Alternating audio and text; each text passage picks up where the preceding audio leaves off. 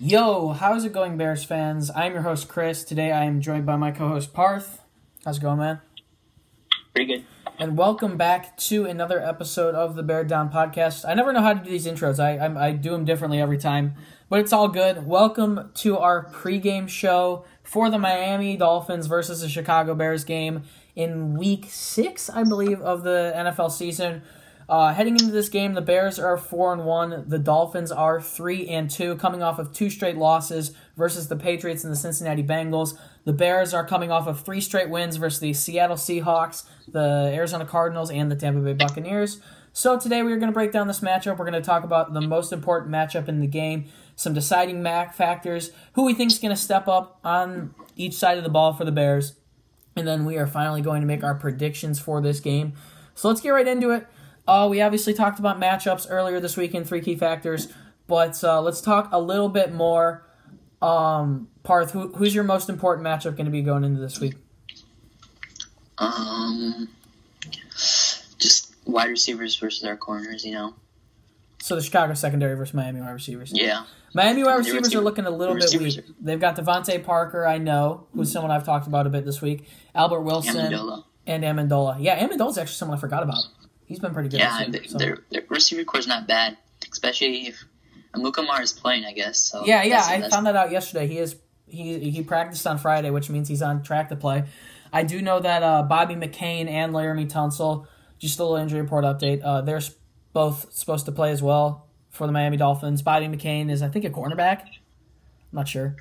And then Tunsil's obviously going to be the one that's guarding Khalil Mack. I was hoping he would be out, but turns out he'll be in for this game. So, you can keep going, though, with your secondary. Our secondary is definitely... Wait a second. Can you guys give me a sec? Yeah, sure. No worries. He's talking to God knows who. I'm going to go, though. I'll use mine. I'm going to say that my most important matchup for this game is going to be Mitchell Trubisky versus the Miami secondary. Now, the Miami secondary has come up with the most interceptions, the most takeaways of any team this year. So, obviously, their secondary is a little bit underrated. They've got Minkah Fitzpatrick. Another person they have is Byron Maxwell. They've got some, and obviously, I already mentioned earlier Bobby McCain, but they've got some pretty good players in their secondary. So, looking at them, it's going to be a test for Trubisky. Taylor Gabriel is kind of a guy that stands out to me in this game, someone that can break open a couple of big plays. He was, I think, Trubisky's favorite target last week. So he was looking pretty good. Allen Robinson's always someone that's reliable to go to, as well as Trey Burton. Look for the Bears just overall, I think, to get the running game a bit more incorporated next week. Miami has a little bit weaker of a front seven with guys like Kiko Alonso, and I can't really name the rest of them because I really don't know the rest of them. But, Trubisky's ability to pass the ball on some third down opportunities is definitely going to be an important We got to shut off all the trade rumors on Jordan Howard, too. Yeah, the Eagles need a running back. But Wendell Smallwood actually looked pretty good for them a couple nights ago, so... if they trade for a running back, trade for LaShawn McCoy, please. Because I like Cohen a lot. I think he's definitely the number 1 running back in this system. He's been the number 1 running back in this system so far, but he can't bust through on third and shorts like Howard can. We really don't have anyone that can do that. Benny Cunningham probably can't do that either. But we're getting a bit off track. But my most important matchup is going to be Trubisky's ability once again to deliver against this pretty good Miami secondary with the most takeaways in the league. Yeah, for sure. Let's see if he can throw the 6 TDs again. That's not happening. Doubt it, though. He's wearing the arm sleeve. Just saying. All right, if you want to get back to yours, I know you were kind of cut off there, but you were talking about the Bears secondary versus the very underrated Miami receiving core. Yeah, especially very. If they had a better quarterback, I think they could be a playoff team this year. They started off the season 3-0 for a reason. It wasn't because of Ryan Tannehill. Tannehill's been pretty good, though. He has had a bit of a problem with turning the ball over. He fumbled a bit in the last game, but he's been pretty consistent on most throws. I wouldn't say he's good. He's turned the ball over quite a bit, but he's also thrown enough touchdowns and got enough done for them to win, obviously, 3 games and have a winning record coming into this game. So he's someone that's I think, a little bit under the radar, but I wouldn't rate him. If I were to rate my top 32 quarterbacks, I wouldn't rate him above the top 16, but he'd be around 16.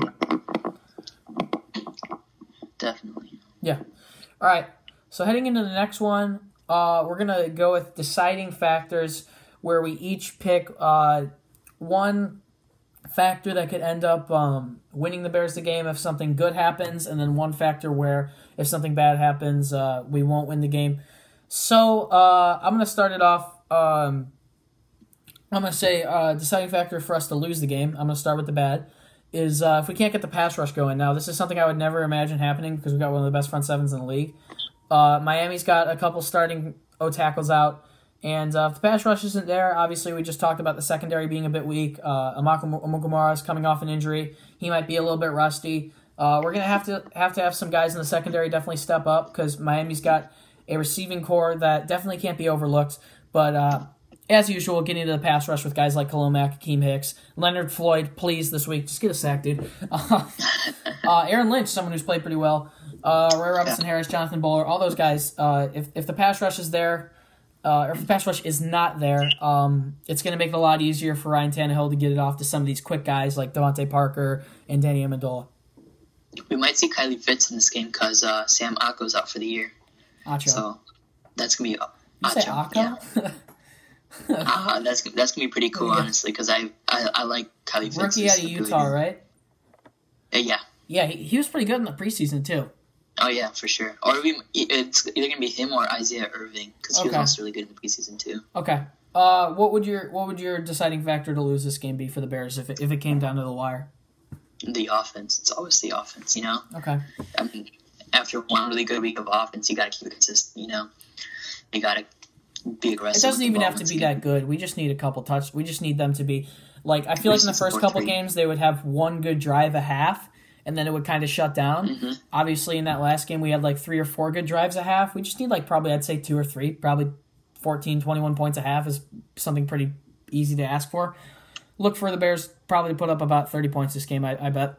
But 17 points each half is what is ideal to me. You know, yeah, 34. That's fair enough. Yeah. It's interesting that I said, personally, I think it's interesting that I said pass rush, because pass rush isn't something that the Bears have not been able to produce this entire year.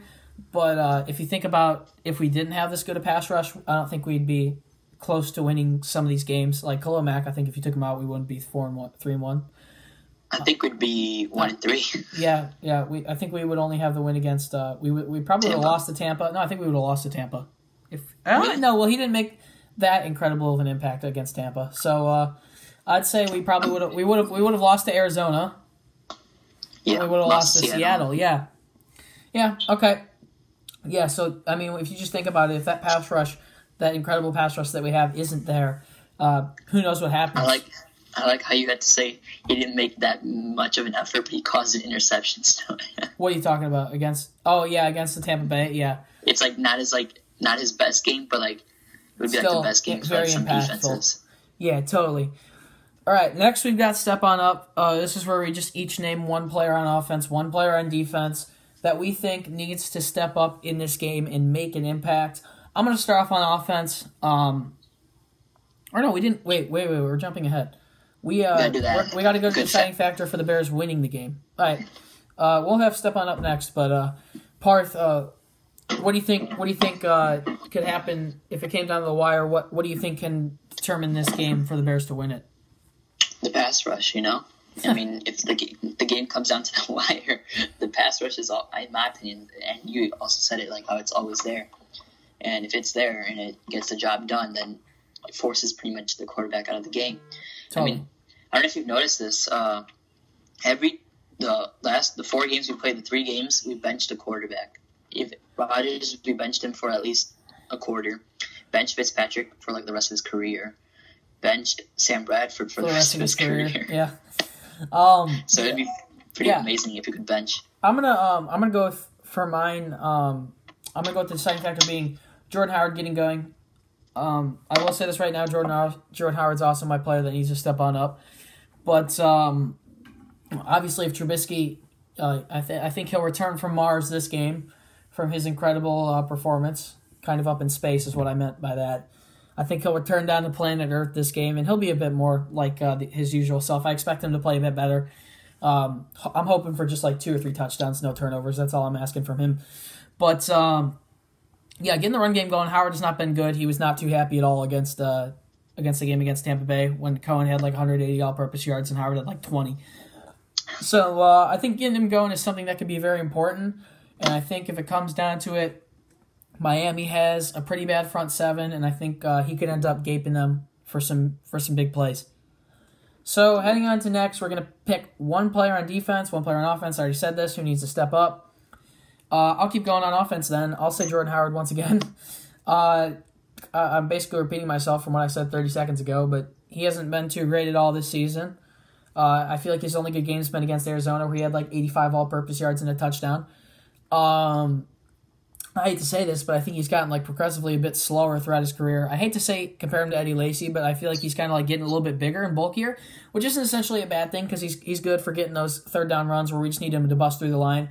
But I think this is a game for him where he can show that he's still valuable in this offense, and it's gonna be really big for him. So yeah, Parth. I think Parth's talking right now.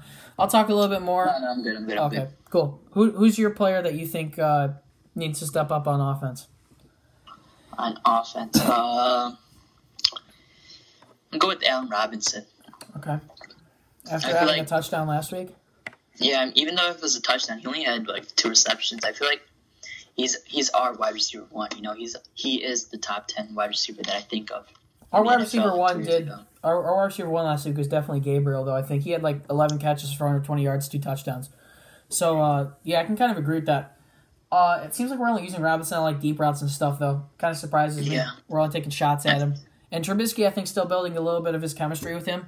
But I would still say, even though he threw the ball a lot more to Taylor Gabriel last week, that Trubisky, his number one target's clearly got to be Robinson. I mean, if you look at some of the catches he's made, he's already made some pretty good catches. Allen Robinson reminds me a lot of Alshon Jeffrey, where he's a guy where you can just throw it up and he'll go up and get it.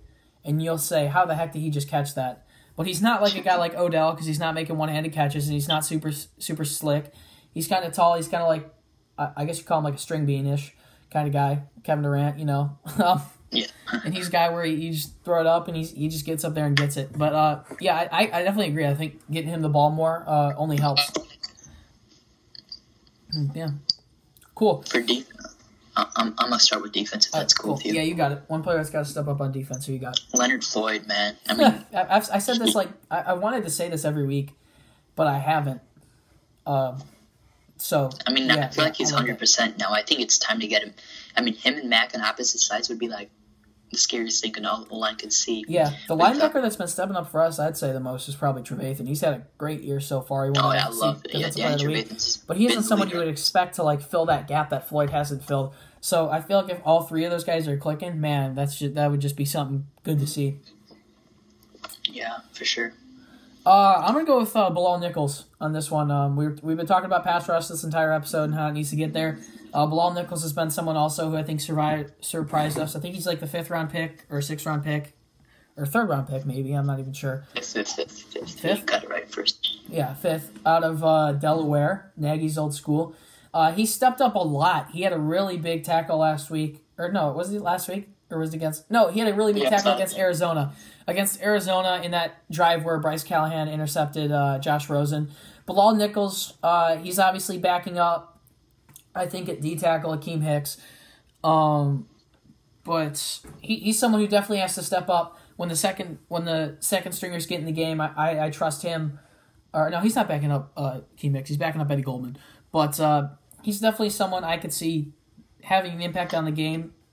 He seems like he's able to shed blocks really quickly, and he's not really a guy where he's like a Khalil Mack where he can run the quarterback all around, but he's definitely someone who can plug the run really well. And looking at the Tampa Bay running backs, you got Kenyon Drake, and I don't even know who, but Frank Gore. Oh yeah, Frank Gore. So definitely even against Frank Gore too. Plugging the run is something we definitely got to do, and Bilal Nichols is someone I could definitely see helping out with that. Yeah.